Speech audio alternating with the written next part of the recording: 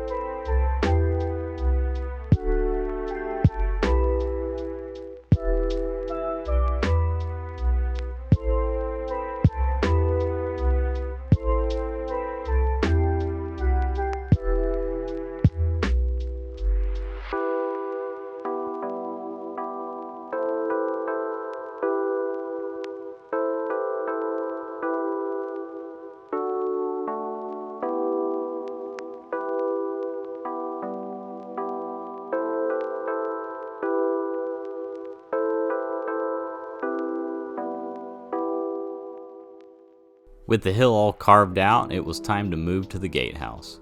I went ahead and marked out the doors and the arrow slits before taking the Brick Cutter 1000 and scoring the foam all the way around.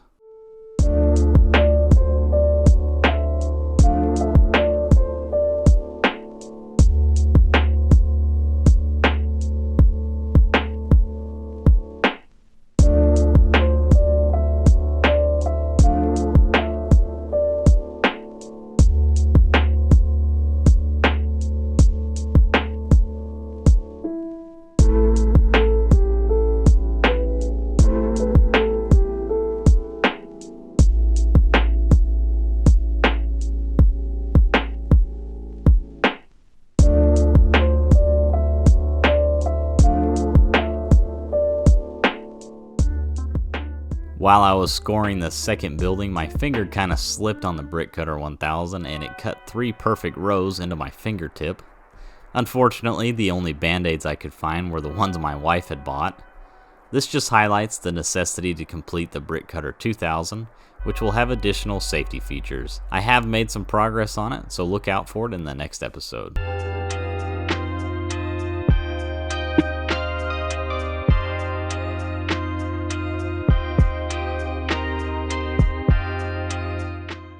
With the scoring finished, I took a regular ballpoint pen and traced along each line to emboss the foam. I then took an X-Acto knife and cut each brick.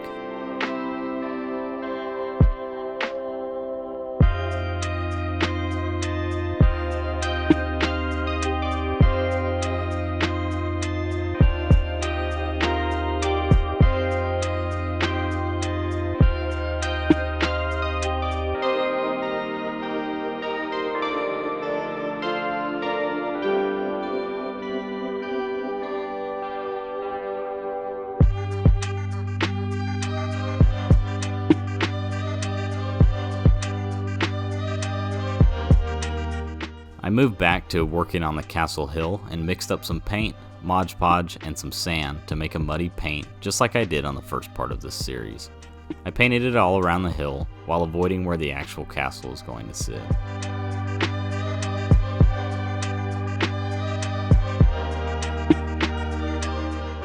While that was drying, I went back to working on the gatehouse. Taking some thin polystyrene sheeting, I cut the shape of the gatehouse roof. This will tie the two towers together and give a base for the parapet to sit on.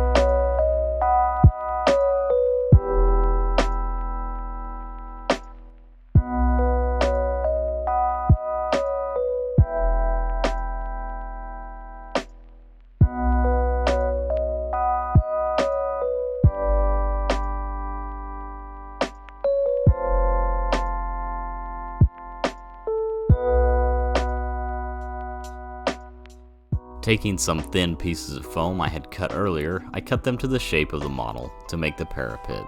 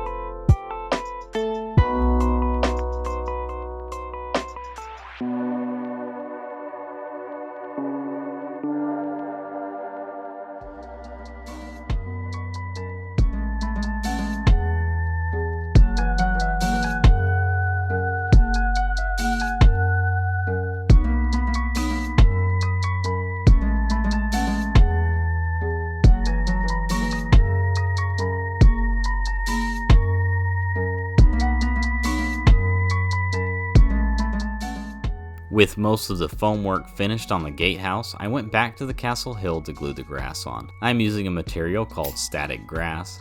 It comes in a variety of colors and lengths. For instance, I'm using a 2mm length grass, since this is such a small scale model. The grass itself is typically made from dyed nylon or rayon fibers, and the tool you'll see me shaking the grass out of is imaginatively called a static grass applicator, and this tool basically charges the grass fibers in the applicator, and then by using the alligator clip to ground the part that you want to put the grass on, so when the grass comes out of the applicator it is attracted to the piece and will actually make the grass stand up on end, which helps enhance the illusion of grass. Then, when I take the grounding clip off and touch the grating, this is just discharging the static charge. If you touch the grating with your finger before discharging it, it will discharge into your finger and give you a good shock. If you're new to modeling or don't want to buy one of these tools, you can actually get a similar effect by using a balloon and charging it on some carpet, then holding it close to your freshly glued on grass, and this will also make the grass stand up on end. While I waited for the grass on the hill to dry, I went ahead and put a coat of Mod Podge on the gatehouse to seal and protect the foam.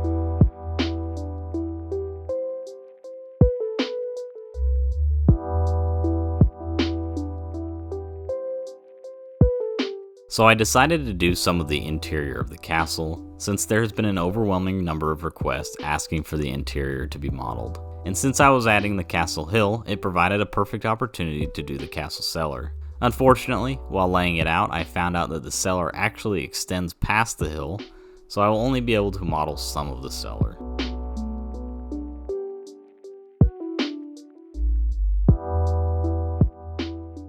With the general shape of the cellar cut out, I used the Brick Cutter 1000 to cut the cellar brickwork out before taking an X-Acto knife and pen to emboss all of the individual bricks.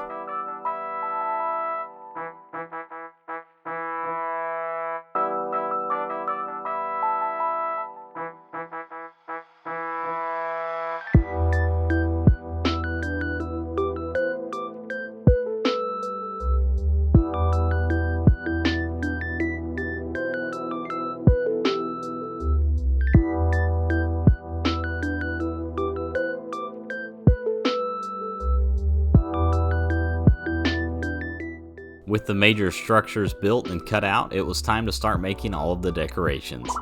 I bought a thin piece of brass from the hobby store and cut a few strips out, then cut them into squares.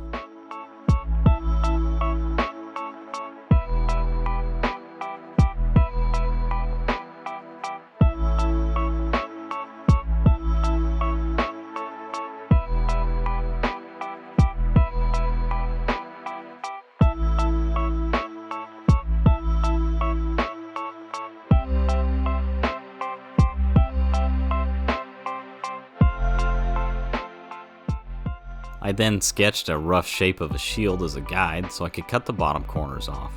And once I had cut the shape, I gave them a little bend by pinching them in my pliers.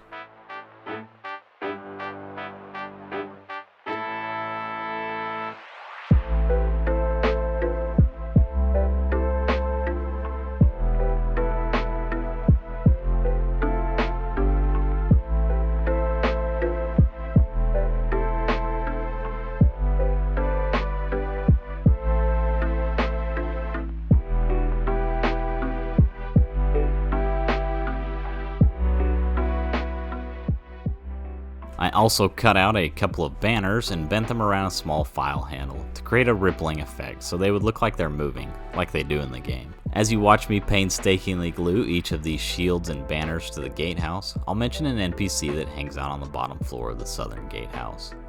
Purdue is a traveling dwarven merchant who always seems to have what you've lost, meaning he will sell you back quest items that you have either lost or destroyed, as well as achievement diary items, for a price of course. Many of these items you can get back by other means for free or cheaper, but he's usually much more convenient, and you can actually find him in 7 other locations throughout Gielinor.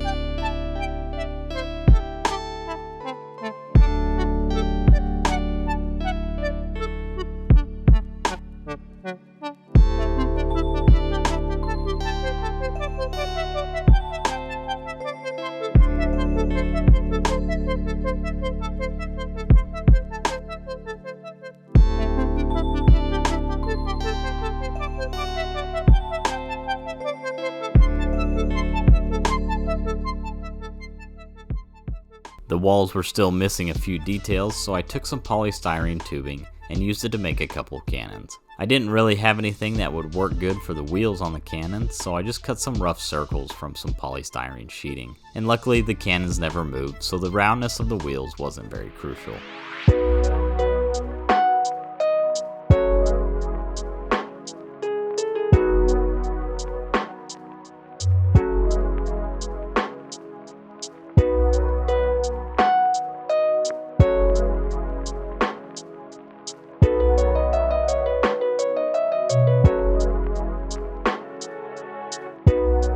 With the cannons glued into place, I sketched out and cut a couple bronze pickaxes. These 2 pickaxes spawn up here, and they are very handy as an Iron Man if you need to get a pickaxe real quick.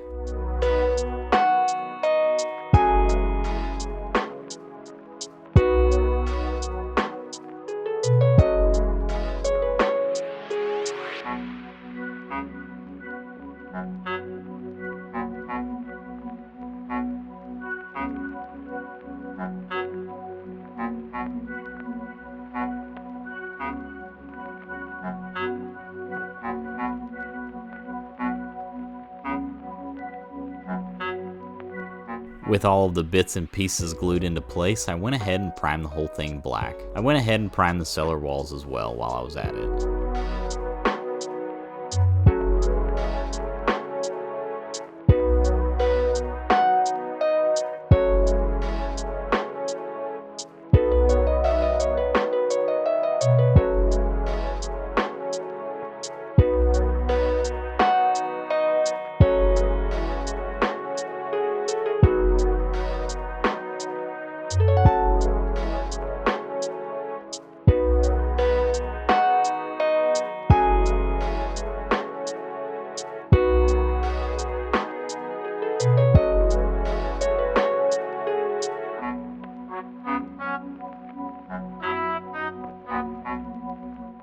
Once the primer had dried, I utilized a painting technique called dry brushing to paint the brickwork on the gatehouse. It's typically a good idea to dry brush first when painting a small model because it can be a bit messy and hard to avoid small details.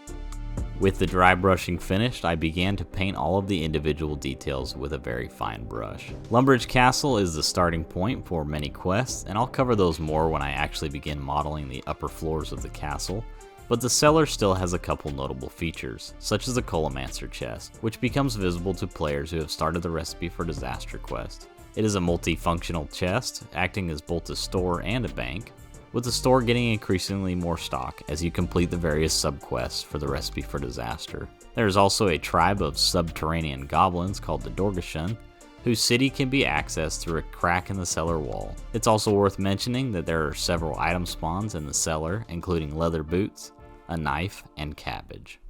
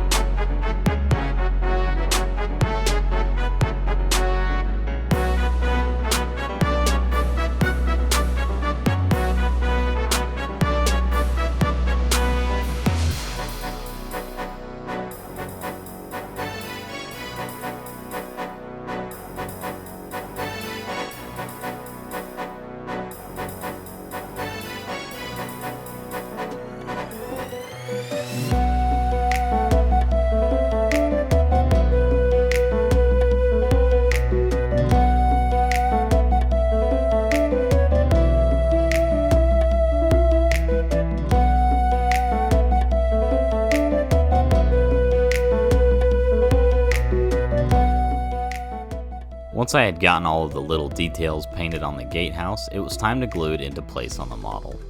Definitely one of my favorite buildings so far.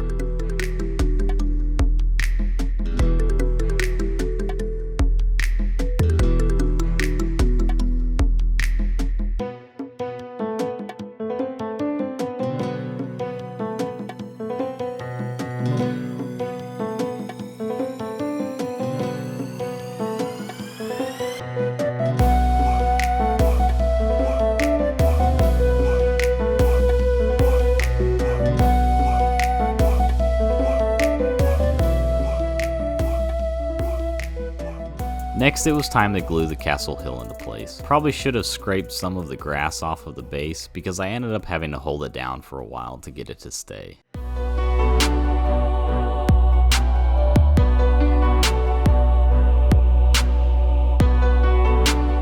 It was time to fill the cellar up with furniture because it looked very empty. I made several tables, walls, and the sink out of foam.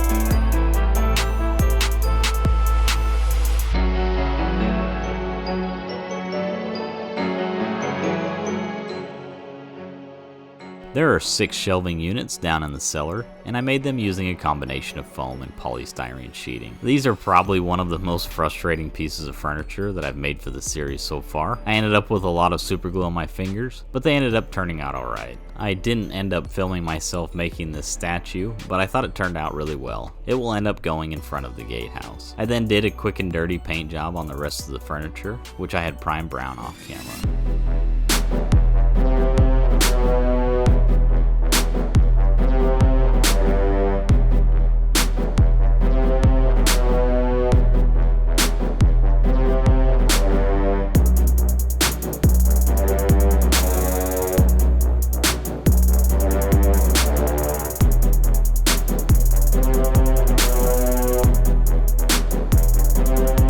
With all of the furniture painted and dried, it was time to start gluing everything into place. As I mentioned earlier in the video, I was unfortunately not able to model the entire cellar since it extends past the hill in the game. So unfortunately, you won't see the Colomancer chest or the entrance to the Dorgeshan goblins.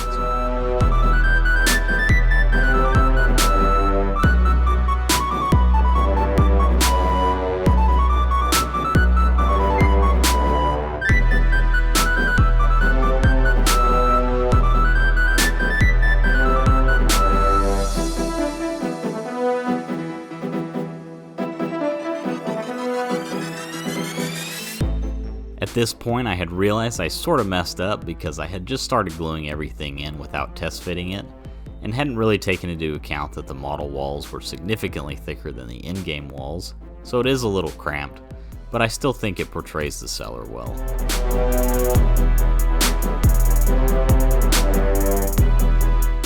I then placed a few final touches on the gatehouse. You may notice that there's an empty statue plinth in front of the southern tower, and that is because during the Garden of Tranquility quest, you actually steal this statue of a former king and put it in the Queen of Varrock's garden. I actually have a quest cape on my group Iron Man, so I have completed this quest, hence the missing statue. And there you have it, another section of this iconic town is finished.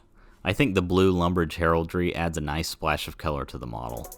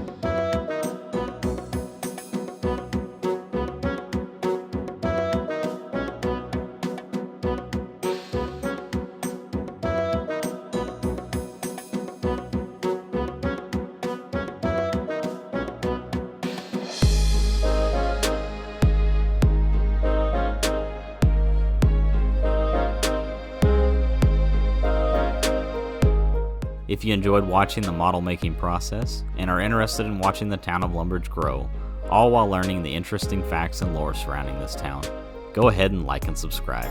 Thanks for watching.